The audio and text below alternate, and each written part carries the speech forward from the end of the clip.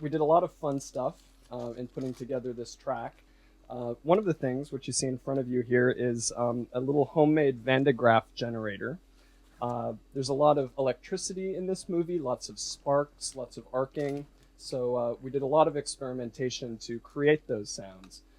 One thing which was a little too dangerous for me to bring in today was a homemade arc welding set, which while we were recording, we didn't notice that we were catching things on fire all around us.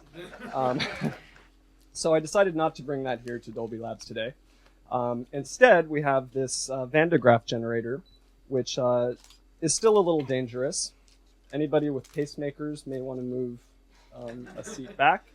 But essentially, the way this works is I have a couple of motorcycle batteries that I've tethered together. They're spitting out roughly 20 volts of electricity. Goes through the Van de Graaff generator. The voltage gets upped to about 250,000 volts. So it's not pleasurable if you zap yourself. But it's very pleasurable sonically. So let me switch this on.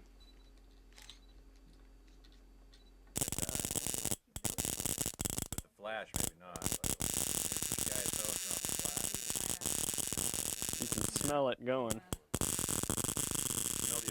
Sound that you're hearing from the thing, we're using for these little BrainBot characters, which are Megamind has a little army of floating robotic characters that inside their glass skulls they have blue electric arcing. So that's the sound for those little guys.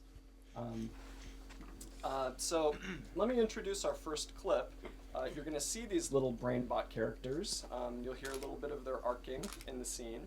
And this scene is a little bit of a simpler scene. It's basically we're introducing Megamind's lair and his sidekick assistant, his minion. And he has just kidnapped Roxanne, who is a journalist that is kind of his love interest. So, and in this scene, I'll point out just my one favorite 7.1 moment, which is actually rather subtle.